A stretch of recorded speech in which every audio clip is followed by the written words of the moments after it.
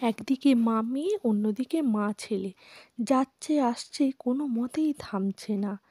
জানতে ইচ্ছে করছে তো কিসের কথা বলছি? আরে এই জোলাপের কথা বলছি। এমন ফুদার ফুদার বনে শরবতে জোলা মিশিয়েছে, পেট কনকন করছে আর বাথরুমে যাচ্ছে আসছে। কোনো মতে স্থির হয়ে থাকতেই পারছে না। বিয়ের যে সাজ সাজবে সেটুকু অবধি পারছে না। শুভবিবাহ সিরিয়ালটাতে এমন পর্বই আমরা দেখতে পাবো। তবে বন্ধুরা, ভিডিওটি দেখার আগে অবশ্যই চ্যানেলটিকে সাবস্ক্রাইব করো, ভিডিওটি ভালো লাগলে একটা লাইক করে দিও এবং তোমাদের বিভিন্ন মতামত কমেন্ট বক্সে জানিও। বন্ধুরা, আজকের পর্বটিতে আমরা দেখতে পাচ্ছি সেই জোলাপ খেয়ে সে কী অবস্থা। এইদিকে মা মেয়ে মেকআপ করছে, 5 মিনিট অন্তর অন্তর বাথরুমে যাচ্ছে আসছে। মা ধাক্কা দিচ্ছে মেয়েকে, মেয়ে ধাক্কা দিচ্ছে মাকে।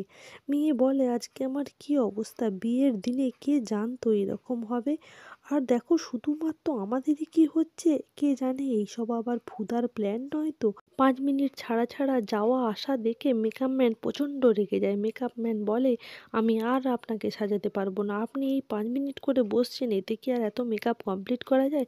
আপনি আপনারটা নিজেই সেজে নিন। এই বলে মেকআপ ম্যান চলে গেল। এইবার মা মেয়ে আর কি করে, মেকআপ ম্যানের উপরই আর কি দোষ দেবে। তারা আসে পার্থকের ঘরে। পার্থকেরও তখন ঠিক সেম অবস্থা, তারাও মা ছেলে একে অপরকে ধাক্কা দিচ্ছে। এ বলছে আমি আগে যাব, ও বলছে আমি আগে যাব। বিয়ের সাজ সাজতেই পারছে না, কিন্তু এর মধ্যেই সন্দেহ করে পার্থক, আচ্ছা আমাদেরই কি হচ্ছে, কই বাড়ির এত লোক আছে কারোরই তো হচ্ছে না। কিন্তু তাদের বোনেরা তখন ছলনা করে বলে, এই তো আমাদেরও তো হচ্ছে, কিন্তু তোমাদের মতো এত হচ্ছে না। আবার একজন তো অভিনয় করতে করতে খানিকটা বমি করারও অ্যাক্টিং করে। মেজো কাকার মেয়ে ফণিকেতের উদ্দেশ্যে বলে, এই জন্যেই বলে যেমন কর্ম তেমন ফল। তবে ফলটা যে এত তাড়াতাড়ি ভোগ করবে সেটা ভাবতে পারিনি।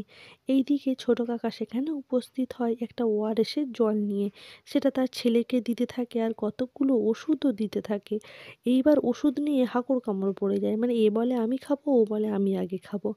এইবারে ওষুধগুলো খেতে খেতেই ফণিকেত জিজ্ঞাসা করে, আচ্ছা বাবা, ফুদা কোথায়, তাকে দেখেছো? কিন্তু কাকা বলে, না না, অনেকক্ষণ ধরে দেখছি না, কিন্তু সে তো ব্যস্ত, এই বিয়ের ম্যানেজমেন্টের দায়িত্ব তার উপর, নিজের বিয়ে, কে জানে কি করছে, অনেকক্ষণ দেখতে পাইনি।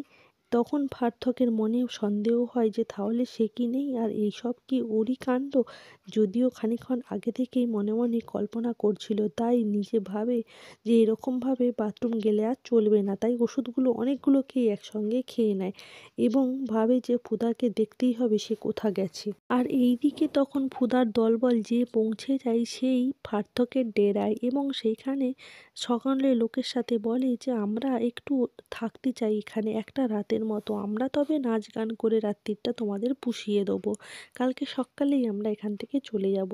আর তারা পায় না পাবে সেই ভেবে তাদেরকে সেখানে নাচের লোক হিসাবে অ্যাপয়েন্ট করে। এইবার ফুদা নাচ করতে করতে তার মধ্যিখানে সেই পৌঁছে যায় মেয়েটির কাছে, পুলিশ অফিসার মেয়েটির কাছে, এবং নাচের মধ্যিখানে তার হাত পাগুলি বাঁধনগুলি খুলে দিতে থাকে। একটি লোক বুঝতে পারে নাচের শেষের দিকে যে এদের হালচাল সুবিধের নয়, কিন্তু তার আগে ফুদা একজনের কাছ থেকে বন্দুকটি কেড়ে নিয়ে তার মাথায় রিভলভার ঠেকায়। তার আগেই এই পুলিশ অফিসার মেয়েটির কাছে